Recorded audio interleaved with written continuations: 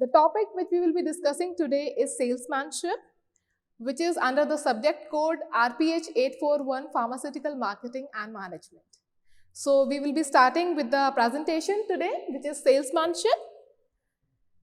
Before starting the actual content, which is salesmanship, firstly we should know about a broader term, which is promotional mix. What actually is promotional mix? Promotional mix is basically a technique, I can say, which includes all those processes that involves the technicalities and the marketing strategies so as to fulfill whatever the achievements of the enterprise or the organization are, and to fulfill the various promotional strategies and activities as planned and organized by the enterprise or the organization. So promotional mix is the basis of any marketing strategy which is planned by the organization. If I talk about promotional mix, then it has got basically 4 elements.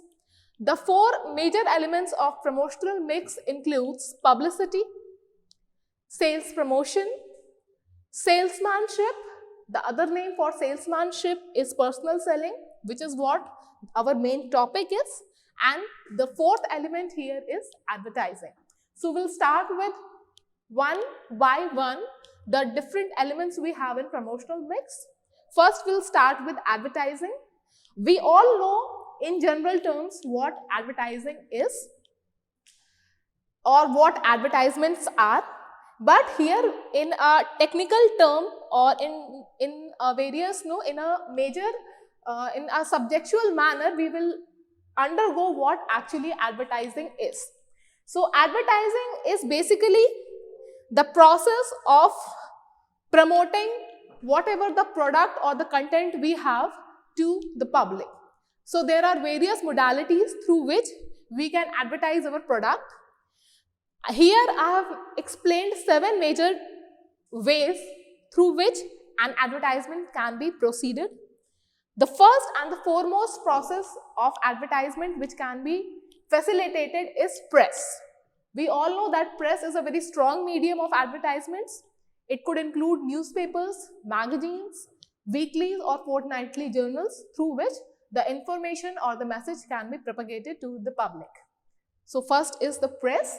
Second we have is outdoor advertisements. We are very much known about outdoor advertisements as well. It includes all the various hoardings or the billboards which you see in public premises. That includes outdoor advertisements. Third we have is radio advertisements. It includes all the information which is propagated through various radio channels, and obviously the basic module here is radio wave transmission signals. Fourth we have is television advertisements. Television advertisements again is a very strong module to propagate the information to public. So there are various commercial ads for generally, if I talk about the pharmaceutical domain, we have the ads for OTC products, which is over the counter products, and also the general products information can also be advertised through television medium. Then the 5th advertisement mode is we have direct mail advertisements. There are various hard copies of informations in the forms of leaflets, in the forms of letters, or in the forms of a communication channel in a hard copy form that can be provided to the public, which is a very old-fashioned model of advertisement, but yet a very strong way to propagate the information from one channel to another. The 6th mode of advertisement we have is window display. This is something which has gained momentum in, I think, in past few years, and here you can find a good example could be a big shopping complex or a mall where the major or the high eye-catching items are being kept on the windows so that a general public could have a display of whatever the products is. They could get an eye to what the products are they are going to display it, and then they can purchase that product. The 7th mode here is special advertisements. This is a very important form of advertisements if I talk about the pharmaceuticals domain, because here MSR, which is a medical sales representative, can provide free samples or any memento in the form of a token of a gratitude or respect, which could be a simple pen, diary, or any a simple desk chair where the name of the product or about the company is being mentioned, and in a way it would remind the doctor about the product of what actually you have been gone to meet the doctor, and then in a way you can advertise your product, obviously a pharma product, to that doctor or to any registered medical practitioner. So these are the 7 basic elements which we have in advertisements, which is the first element which we have in promotional mix. Moving forward, the second we have is publicity. There is a very niche difference between advertisements and publicity. In advertisements also, we are propagating our information to the public. In publicity also, we are mentioning about the company and about the products in various modes like newspapers, trade publications, radios and televisions. But the major difference comes here is that advertisements are the paid form of communication, paid form of channeling the information from one end to the other, while publicity is not. It doesn't involve so much of monetary involvement, but yeah, advertisements do involve. So the second element here we have gone through is publicity. Moving on to the third element, which is our topic for the day, is personal selling, or we can say salesmanship. I'll initially break these two words. First is personal and second is selling. We all know what is selling. It is the ability to convince someone to buy our product. That is what is called as selling. But when it involves a personal touch, it is called as personal selling, or in a way we can say salesmanship, because in a way we are meeting our prospective customers in person. We are convincing them about our products, mentioning about the qualities, about whatever the good points you have about your product, and then convincing them to buy it finally. So that is what is called as salesmanship. A very good example again could be an MSR, where they go to a doctor and they show their product portfolio to that doctor. Whatever the products, whatever the medicines which are in interest of that doctor, you can share about the qualities, about the mode of action, about its class, about its about its indications. Yeah, definitely about its indications, and about the lesser range of side effects or the adverse effects which the product has. So in a way you are getting in personal touch with the doctor to share your product details to him or her, and then convincing him to buy the product. So that is what is called as personal selling or salesmanship. In a broader terminology, personal selling has got 5 main types. The first type is manufacturer salesman. As the name says, manufacturer salesman. Here, the manufacturer himself is selling the product directly either to the different channels of distribution. It could be directly to the wholesaler or to the retailer or directly to the end customer. A very good and important point in pharmaceutical domain is that in pharma, the customer is not the patient. The customer for a MSR or for any pharma company is the doctor, because he only writes the product, and until and unless he is not prescribing the product, it won't be selling further. So for a pharma domain, the customer is a doctor while the consumer is the patient. So we should be very clear about these two important points here. So first is the manufacturer salesman, second are the wholesaler salesmen. Now the wholesaler salesmen directly get in touch with the different retailers, obviously the various pharmacy shops. The wholesalers here would be different drug agencies or the stockists or the super stockists or the CFA agents who ask the retailers to buy the bulk of the medicines or the products from them to the retail pharmacies. Third are the retail salesman, I'm so sorry, third are the retailer salesman. So it includes all the various pharmacy shops from where a person would go and receive the product as per their requirement. Fourth are the sales engineer. Now sales engineer are a specialized forms of salesmen. A very good example could be a person from an engineering domain who has got specialization in molding or in formulating or in correcting any form of problems which has created in electronic models or devices. It could be cars, it could be refrigerators, it could be AC models. So all those people who are specialized in specific domains, it could be electrician, it could be fitter, it could be plumber, anyone.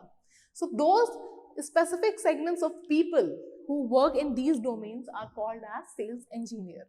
The fifth we have are service salesman.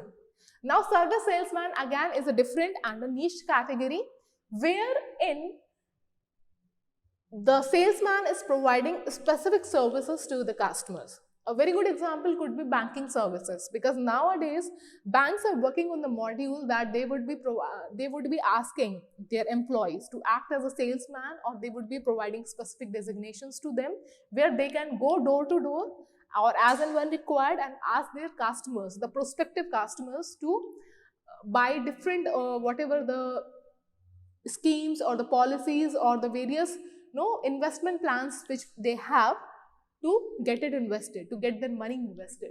So that could be a very good example of service salesman. So these are the 5 main types which we have in personal selling or salesmanship, where there is a direct involvement of one person to another so as to convince the other party to buy the product, depending upon the qualities obviously of the product which we are talking about. Now, not everyone can be a very good salesman. There are some important qualities or a requisite which a person should have to be a very good salesman in person. So here I have mentioned few of the requisites which a person should have to be acting as an effective salesman. So first, I think the personal qualities. He should be well spoken, he should be well groomed, he should be having good etiquettes and good qualities so as to interact with one another, because some people are introverts, some are extrovert, but some have got a specific line in between these two domains where they work. So that is what they should have, some good personal qualities. Then training and motivation. Now training and motivation is a part which comes from the organization's end. In pharmaceuticals, we are not selling anything. We sell the products which are life-saving in nature. We deal with life-saving drugs. So the person who is selling those products should be very much scientifically and very much technically sound. Now it is the part of the organization or the company he is associated with to train him in a very proper and well-defined manner. Because until and unless he is not having the complete knowledge about the product he is dealing with, he cannot deliver it to the doctor who he has gone to sell the product. So proper training is a much prerequisite in effective salesmanship point. And the third point here is motivation. He should always be in a motivated form, because there are various ups and downs we find in salesmanship profile. So he should obviously always be in a motivated form to deal with the various challenges which he or she faces. Then he should have a wider sense of knowledge. Wider sense of knowledge in terms of self.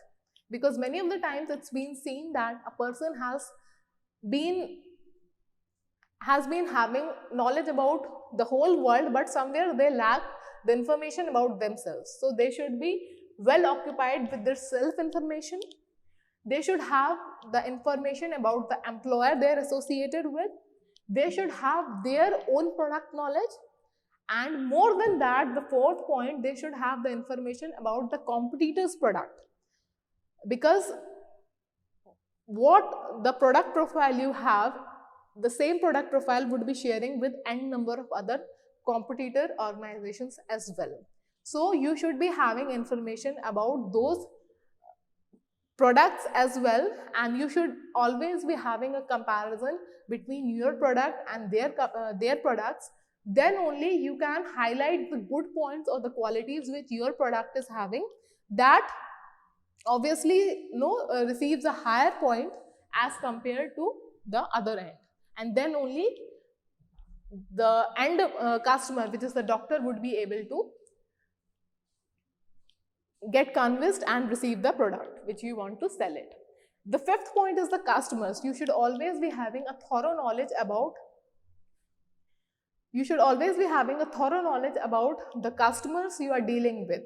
What actually is the requirement, what actually is not the requirement, to which population you are targeting to. Either you are dealing with pediatrics or to the adult age group or to the geriatrics. So you should be very much well informed about the customers also that you are dealing with. So these are the basic prerequisites which we have in effective salesmanship. Now here I have mentioned few of the qualities for a successful salesmanship. So first qualities are the personal attributes. Obviously the talking, the walking, the various ways of communication through which he goes to. It could be oral, it could be written, it could be gestural. Then what are his mental qualities? How mentally confident the person is. Then how good he is at social premises. What are his sociabilities? Then how good he is at vocational skills.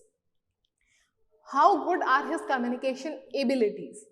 Then how much patience the person has, because salesmanship is all about the patience which a person has. So patience is a very important quality which a person should have to be a very good salesman. Then the person should be determined in nature. He should be doing exceedingly well. He should be determined in achieving his target goals or whatever the challenges which comes in his professional life, of course. And then comes the dependability. He should be dependable and he should be accountable to whatever the work which he is doing, because a person takes on responsibility, but somewhere they lack about a word called accountability.